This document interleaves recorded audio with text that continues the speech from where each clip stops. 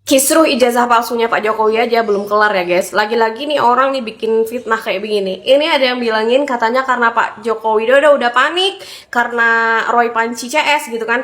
Makanya Pak Jokowi Dodo terkena penyakit kulit seperti ini ya. Ini ada gorengan baru lagi, ini saya dapatnya di X memang ya. Teman-teman bandingin antara foto di atas dan di bawah ya, itu salah satunya ada yang palsu, ada yang editan. Sebenarnya kalau dipikir-pikir ya, ini residu pilpres yang begini itu maunya gimana ya? Pilpres juga udah berlalu, tapi dendam kesumatnya kagak kelar-kelar gitu. Sampai bikin hoax begini, dan hoax yang jenis begini nih teman-teman laku banget di X ya, laku banget di X. Tujuannya apa coba? Ya lagian kalau memang Pak Jokowi kena penyakit kulit begini mah ya diobat aja. Nggak ada yang apa juga ya ekstremistik banget gitu. Nggak juga big deal ini mah ya. Kalau memang Pak Jokowi Dodo kena ini ya, kena penyakit kulit, diobat. Lagian setiap kali Pak Jokowi Dodo berseliweran di kamera, kita kagak pernah tuh ngeliat yang begini-beginian. Ini doanya cuma satu, semoga yang edit video atau foto seperti ini malah kena penyakit itu beneran ya. Semoga yang edit foto begini benar-benar kena penyakit kulit. Kalian itu hatinya pada kenapa gitu loh? Kenapa hati kalian? Nah, udah bilang ijazah Pak Joko Widodo dan Bu Iriana palsu, sekarang juga nuduhin Pak Joko Widodo punya kulit palsu. Kalau belum siap memerhatikan politik, nggak usah terjun ke dunia politik. Akhirnya lu kayak anak-anak berebutan mainan kayak begini, tantrum sepanjang masa ya. Salam waras, sampai ketemu 2029 ya.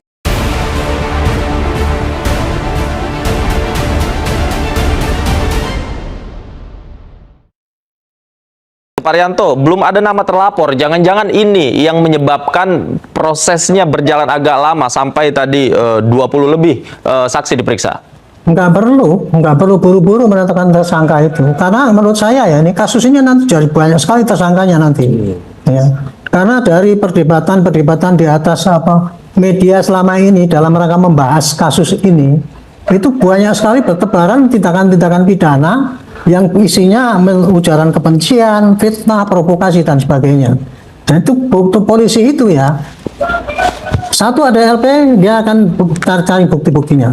Tetapi kalau di dalam penyidikan itu ditemukan lagi ada tindak pidana, maka dia bisa boleh membuat ini satu pengusutan lagi untuk tindak pidana yang dilakukan itu gitu.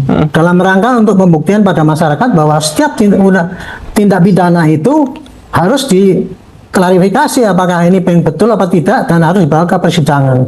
Menurut Anda akan ada banyak tersangkanya tadi? Saya yakin akan banyak. Termasuk inisial-inisial yang sebelumnya tadi disebutkan, yang beredar? Ya, saya termasuk yang di bawah. yakin itu makin banyak. Pucat. Karena gini ya, perdebatan di dalam ini ya, itu merupakan jejak digital yang nggak bisa dihapus. Bahwa orang itu sudah memfitnah, mengumbar provokasi, mencemarkan dan sebagainya itu. Itu saya ingatkan aja ini ya. Inilah negara kita tuh negara hukum ya. Di atas negara hukum itu apa yang perilaku yang diatur dalam undang-undang itu bisa didalilkan sebagai tindak pidana dan itu harus proses hukum. Itu kira-kira apa pandangan saya mengenai. Ada kecurigaan, bukan curiga tapi sudah dipastikan 100%. Kemarin saya cek ke Yamadai, Yamaguchi Daigaku, Universitas Yamaguchi. Ini Om Rismon, dengarkan Bapak ini. Tesis Anda pun ternyata dicurigai bodong. Saya tulis dalam bahasa Jepang bahwa yang bersangkutan tesis dalam master yang tertulis itu tidak ada. Komisi Pemberantasan Korupsi menaruh perhatian yang serius terhadap mantan Menpora Roy Suryo yang belum mengembalikan aset milik negara yang tercatat milik Kemenpora. Roy Suryo diduga membawa ribuan barang selepas menjabat Menpora periode Januari 2013 hingga Oktober 2000. Parah sih Metro kalau memberitakan berita sebenarnya. Metro belum tahu itu adalah ilmuwan setara dengan Ibnu Sina yang sholat ya sangat terjaga.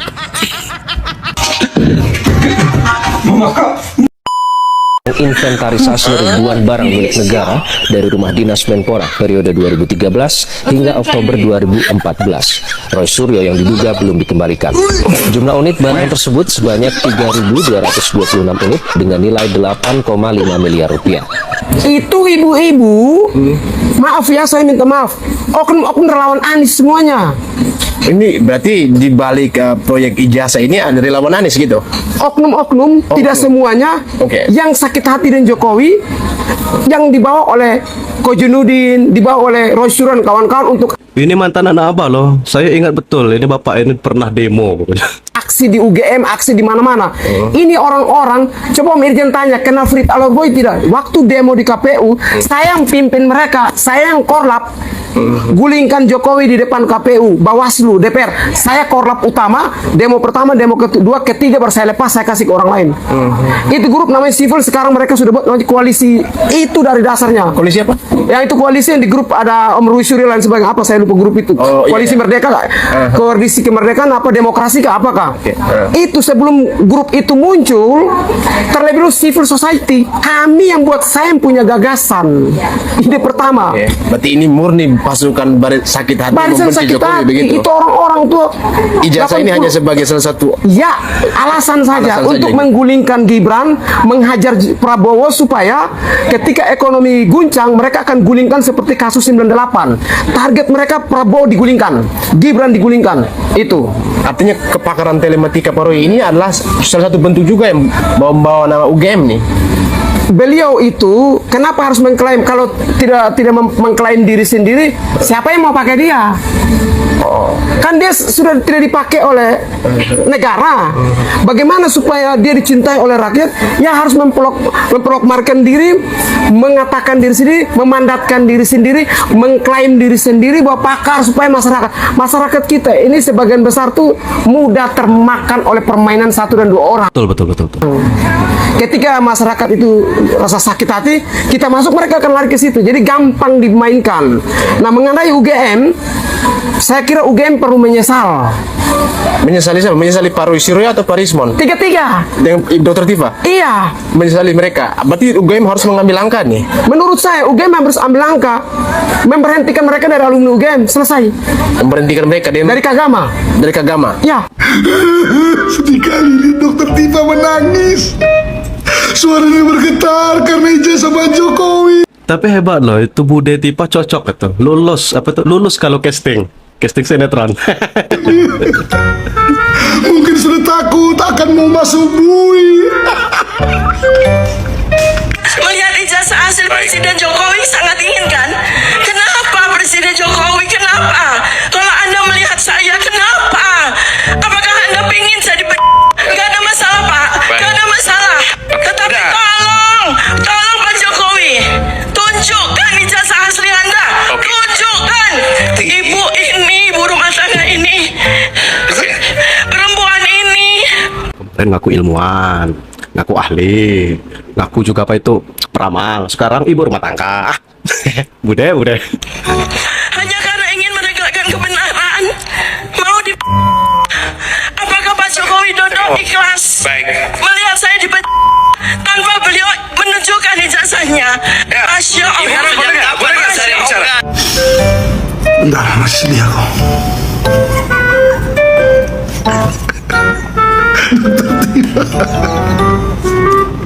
Pidato Anda renyah sekali. Aduh, sangat ingin kan melihat ijazah Pak Jokowi. Jadi ibu berharapnya kami jawab apa? Ingin sekali. Enggak ingin. Yang ingin itu aja kawan-kawan Anda, geng-geng Anda itu, Rismon, Roy Suryo, itu aja kalian lain. Ibu lihat dong di semua sosial media ya. Semuanya tuh dukung Pak Jokowi loh. Hampir mungkin menurutku hampir 98%. Kawan kalian kayaknya hanya 2% aja. Kami masyarakat udah sibuk. Jangan jujur kali bang, kasihan bang. Singgung nanti budenya. Tiap hari full dengan pekerjaan, ya udah riwah dari pagi sampai subuh. Kadang-kadang kami kerja tuh, contohnya saya ya, jadi lawyer, kadang-kadang jadi konten kreator, jadi pengusaha, ada bisnis saya juga banyak, udah full, nggak sempat mikirin ijazah Pak Jokowi, nggak sempat. Ya kalau ibu ini yang kami bingung ngapain aja tiap hari ini. Jangankan ijazah Pak Jokowi ya, ijazah ibu aja saya nggak mau tahu, sumpah. Apalagi ijazah Roy Suryo, ya Risma, nggak mau tahu banget. Yang penting saya tahu ijazah saya ada, S1, S2 di UI saya ada, jelas, udah clear. Tiba-tiba lagi lari ke saya ibu rumah tangga, lah urusannya. Istriku ibu rumah tangga, mamaku di rumah, opungku masih hidup tuh, itu ibu rumah tangga semua, tapi nggak kayak ibu. Ngurusin ijazah orang, aduh. Udahlah, pusing kalian aja komen, aku udah sampai sini aja. Kita saksikan video ini dulu sebentar. Kalau seandainya kami bersalah, tidak masalah kalau seandainya kami bersalah.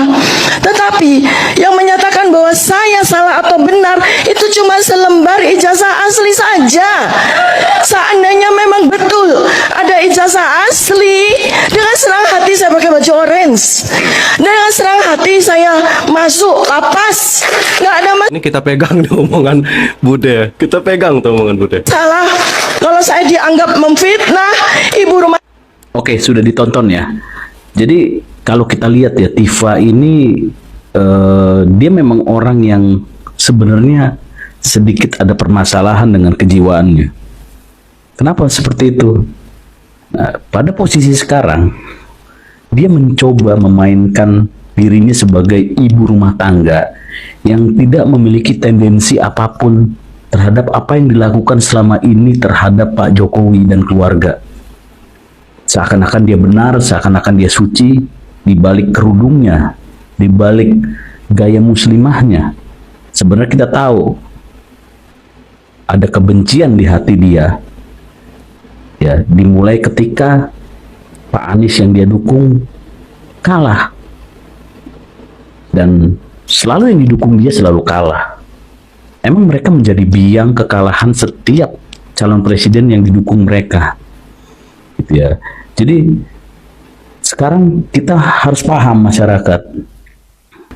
Kenapa kita harus menolak hoax ya, menolak orang-orang yang seperti ini. Roy Suryo, Rismon, Kurnia, kemudian Egy Sujana dan Tifa ini, karena mereka memang bukan sebuah ketulusan, karena memang mereka ada tendensi, ada sesuatu di balik itu. Ya betul, pokoknya secara tidak sadar mereka meralihkan segala isu. Puan ini hanya karena ingin menegakkan kebenaran mau dipenjara.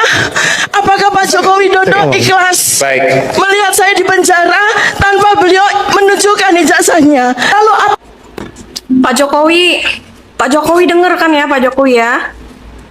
Apakah Bapak tega memasukkan seorang ibu rumah tangga yang memiliki anak itu ke penjerong begitu? Ya? Bentar. Ibu rumah tangga? Bentar. Bukankah ketika mereka dan teman-temannya ini menaikkan kasus ini sampai hot begini, mereka mengaku sebagai akademisi dan para peneliti. Ketika setelah mereka dengan gamblang mengatakan kepada seluruh masyarakat Indonesia ini ya, warga negara Indonesia ini bahwasanya mereka adalah peneliti, namun di saat ini berbeda lagi. Beliau hanya mengaku sebagai ibu rumah tangga dengan banyak anak, ya. Nah, artinya ketika dia memang hanya seorang ibu rumah tangga, berarti dia tidak memiliki kapasitas ataupun kapabilitas untuk meneliti sebuah dokumen. Apalagi ini yang Nah betul, cerdasnya. Nah, ini semakin jelas nih untuk bukti penyidik. notabene adalah ijazah dari Pengakuan secara tidak langsung ini, keceplosan kira-kira. mantan Presiden Republik Indonesia, ya, yaitu Presiden Republik Indonesia yang ke-7. Artinya dengan secara penuh kesadaran beliau melakukan pekerjaan yang bukanlah tugasnya gitu. Itu yang dikatakan dengan kapasitas ataupun kapasitas dan kapabilitas yang tadi. Nah, dengan melakukan pekerjaan atau tugas yang bukan sesuai keahliannya, itu sudah jelas melanggar peraturan ya, entah itu peraturan undang-undang dan lain-lainnya. Seperti dokter, saya beri analogi. Dokter ya, dokter yang seharusnya mengobati pasien, lalu tiba-tiba dokter ini mengatur lalu lintas tanpa ada pengetahuan tentang kendaraan, tentang lampu lalu lintas dan perempatan jalan seperti itu. Apa jadinya kalau seorang dokter menangani tugas polisi? Kan seperti itu sederhananya ya kan. Nah, Kalau kata Pak JK ya, hancurlah negara ini. dengan secara gamblang Bu Tifa mengakui bahwasan dia adalah seorang hanya ibu rumah tangga. Berarti kan kita bisa, dengan logika kita ya, kita bisa menyimpulkan dia tidak mempunyai kapasitas apapun untuk melakukan penelitian terhadap dokumen ya. Nah sekarang mana lagi nih, warga negara Indonesia, emang kalian ikhlas ngelihat Dokter Tifa dan teman-temannya ini pakai baju orange, pakai baju kantong belanjaan itu? Jawab ya. Ini saya kira adalah sudah seadil-adilnya ya, karena seseorang itu memberi ganjaran, menerima ganjaran sesuai dengan perilakunya. Itu yang dikatakan adil dalam konsep hukum ya. Sebelum mereka diproses, lalu ketika masuk laporan Pak Jokowi, mereka juga teriak bahwasannya ini adalah kriminalisasi. Lalu mereka berdalih bahwasannya mereka adalah dari kelompok-kelompok akademisi dan para peneliti. Lalu sekarang beliau menyatakan bahwasannya hanya ibu rumah tangga. Itu artinya beliau juga secara tidak langsung melakukan pembohongan publik. Orang yang sedang melaksanakan yang bukan tugasnya, bukan kapasitas dan kapabilitasnya ya. Semangatlah untuk baris krim. Teman-teman, kalian ikhlas apa tidak? Halo. Ini lho, Kak. Imbase dino-dino sing diomongno ijazah palsu. Lari bareng ya ambruk. Setelah saya teliti menggunakan ilmu Surya Konto, pari ini palsu. Warga kecil pun paham. Nih Om Respon, lihat nih. Halo. Manukmu ya palsu ngono jajal nek ora palsu dudono jare. Ini deh, tidak ada undang-undang yang mengharuskan mendudohkan manuk ini, nggak ada. Menurut undang-undang permanuan itu tidak ada. Panis mau kemana Panis? Tunggu aku Panis, jangan. Sinetron apa ini guys? Action. Jangan tinggalin aku ke Panis, mau kemana Panis? Saya ikut, mau apa gimana ini ke kolong jembatan ah? Enggak, itu lagi main apa itu, mau niru Mulyono atau mau niru Mulyadi? Atau ingin jadi Mulyaman? Ke bawah jembatan guys, Panis ke bawah jembatan ngapain ya? Pak ngoten enten sing ngomong lek ijazahane Jokowi palsu. Iku wong nggak sekolah. Ah, sing ngomong nggak sekolah. Yo yo iya. Oh, long dadi presiden kok palsu lah. Lah nggih. Berat. Ngono iku sudah dileken. Gak koyo sampean karo aku keluarga belak-belakan. Aku koyo ngomong ngene iki terus terang Jokowi. Oh, gila polo. Bukti Jokowi dicintai masyarakat kecil iki. Rakyat kecil desa kesak-keso. Wis cinta Jokowi wae nggih, ngeten wae nggih. Mbah Kadarse. Nggih, sapa iki? Bambang Saptono. Mbah, ini tadi sudah ketemu Pak Jokowi. Sampun. Sembah ini penggemarnya ya? Nggih. Mbah itu tinggal di mana? Singaraja. Singaraja itu Bali? Nggih. Dari anak-anak muda sampai tua cinta dengan Pak Jokowi, Pak Prabowo dan Mas Gibran. Aku Singaraja silakan mampir. Jalan Terima kasih. Asina nomor 11L. Oh, terima kasih Mbah Kadarse. Kalau mendengar Pak Jokowi itu dihina dan difitnah, Saya sudah tidak rela. nggak rela ya? Kenapa Mbak? Ya, orang sebaik itu kenapa harus dibegitukan? Difitnah atau dihina itu? Baik. Survei setelah Jokowi turun gunung terjadi perubahan drastis. Saya harus mengatakan mungkin ini tidak populer di Twitter karena Twitter anti Jokowinya banyak. Tetapi inilah bukti kebesaran nama Pak Jokowi. Rekor sejarah pertama kali di Indonesia, kandang banteng dikalahkan dengan nama besarnya Pak Jokowi. betapapun Pak Jokowi